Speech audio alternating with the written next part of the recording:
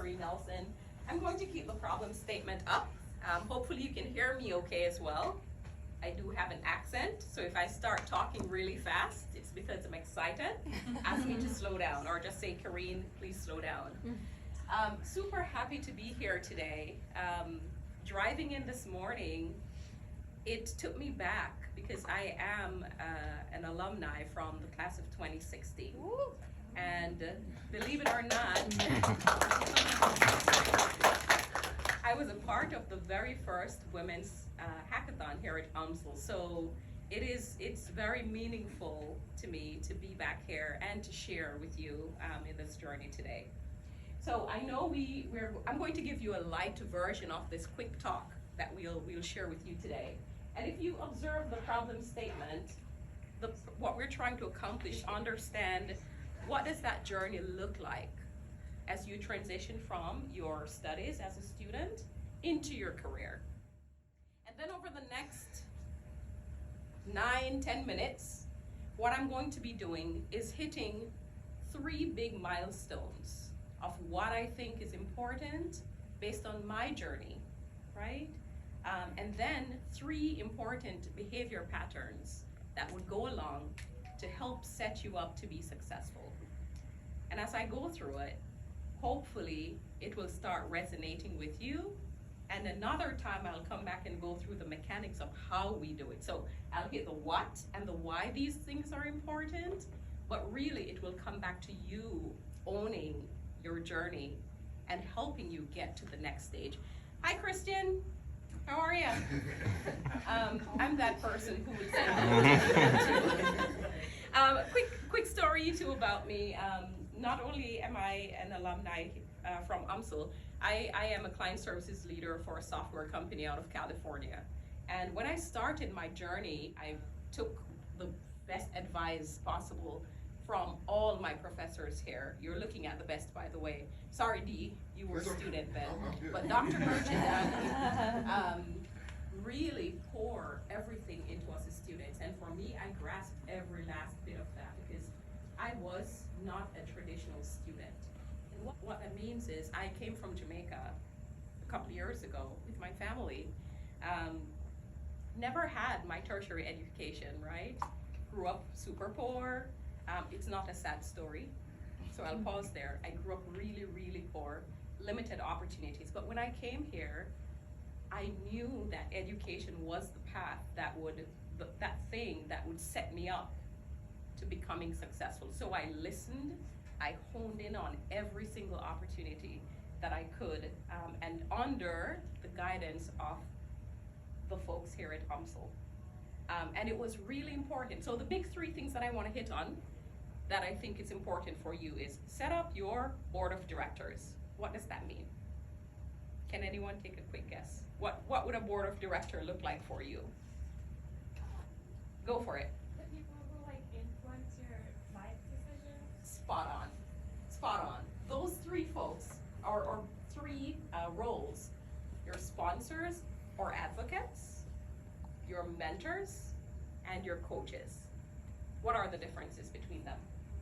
Your sponsors and your advocates are going to become the Dr. Merchandanis, the Professor Walker, those people who are making decisions in the rooms that you are not a part of. You want them to think of you for that next opportunity.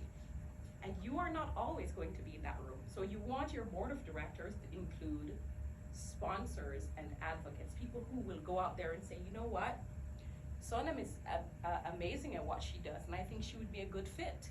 And by the way, Ashma knocked it out of the park last week. I see Maria, she's killing it with her, being a full-time mom, a full-time job, and she's doing everything. I think she is made up to take this challenge on. All right, so those are your advocates. Let's talk about your mentors. Your mentors are your people who've done it. And they take that special interest in you, Alex, right? And say, hey, you know what? This is what you say you want to do. Let me work on a little path with you to get there. I'll also call out, don't expect them to lead the way. This is on you to set these things up and drive them.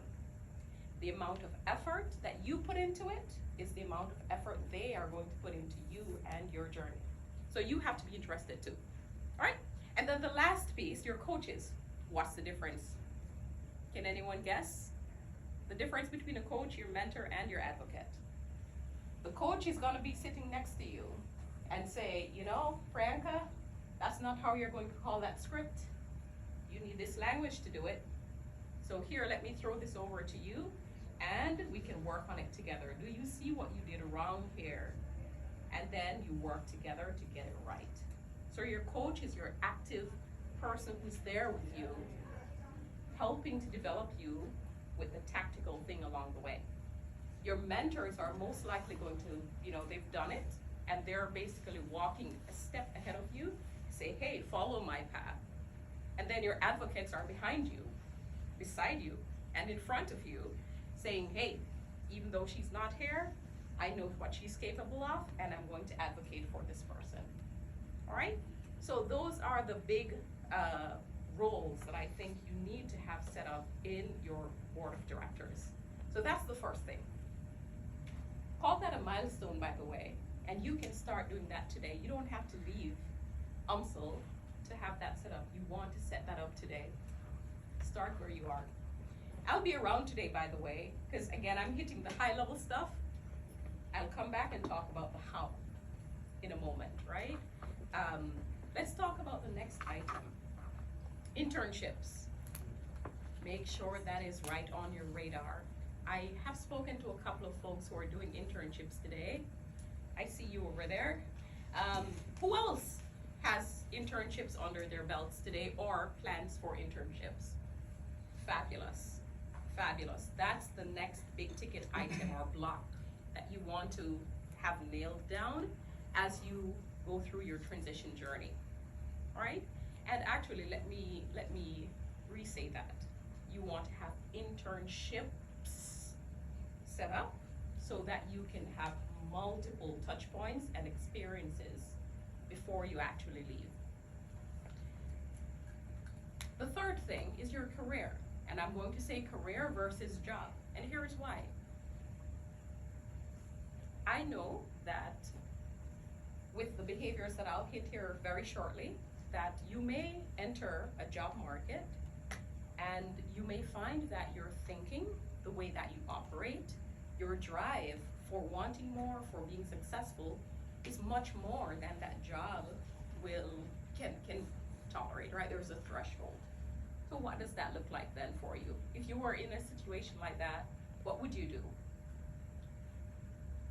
Try to figure out and create your own, right? So it can be a job, or you can go create your own jobs, right? So the potential is there, very much there. So career is not a single-threaded scenario, it's a multi-threaded scenario. And you can do both. They're also not mutually exclusive, right? Nobody says that because you have a business that you don't have to work. And because you work, you can't have a business. You can do both as well. But those are the three big things that you want to have teed up. Consider them your big milestones or blocks.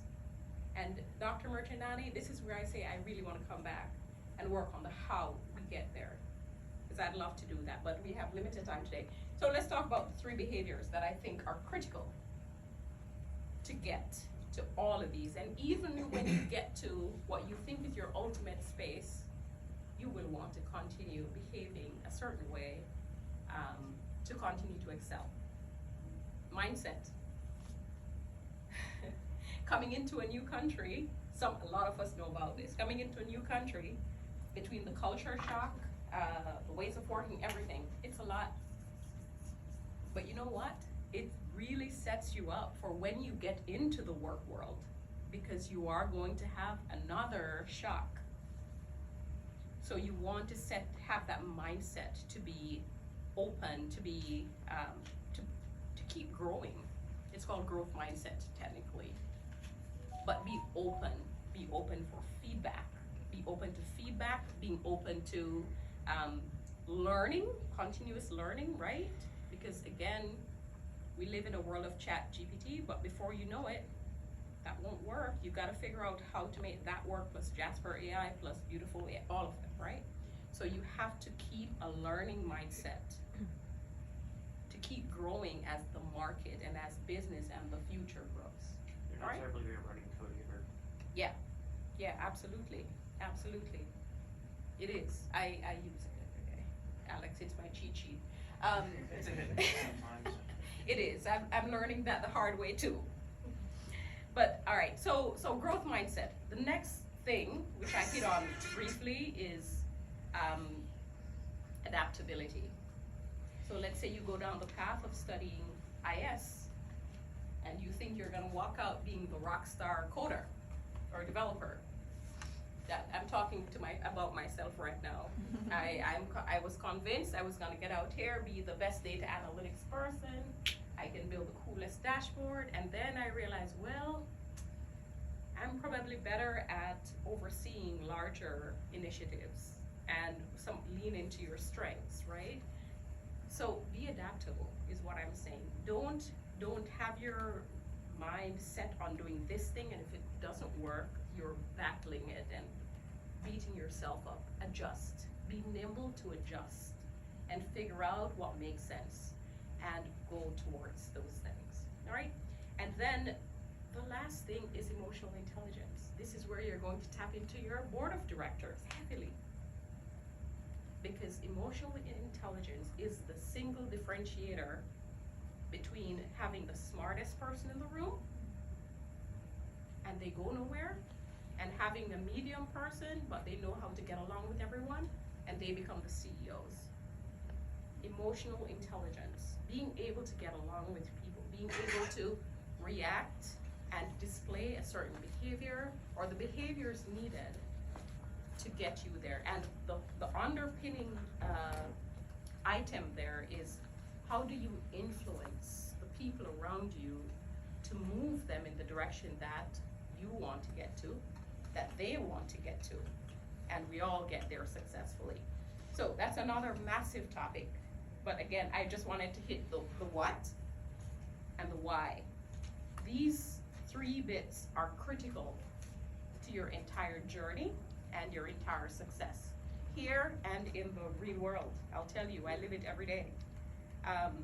The how we can talk to, and I know you will put some apps together today that will cover how do we get to some of these outcomes, right? What type of apps, what type of processes can you put in place today to help you transition from being a student to being a full-time career person, all right?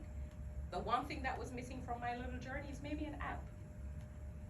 You know, maybe it's is there a matching program somewhere that matches a mentor with a student that has these desires or these goals, right? Is it a goals framework that says this is what I want to accomplish in the next 0 to 3 months, 4 to 6 months, and so on? I'm throwing breadcrumbs now, all right? So technology, process, people, you'll hear about that all the time. So as you think about your solutions today, think about some of those bits that I've thrown at you on your journey to getting from here to being in your full-time career. What are some of those things that might be useful to you today to help you with planning out your goals, help you with your transition? Is it a networking event? Is it a matching app, right? Is it a job fair or something that puts that together? And some of this you already know. But this again is just my little story.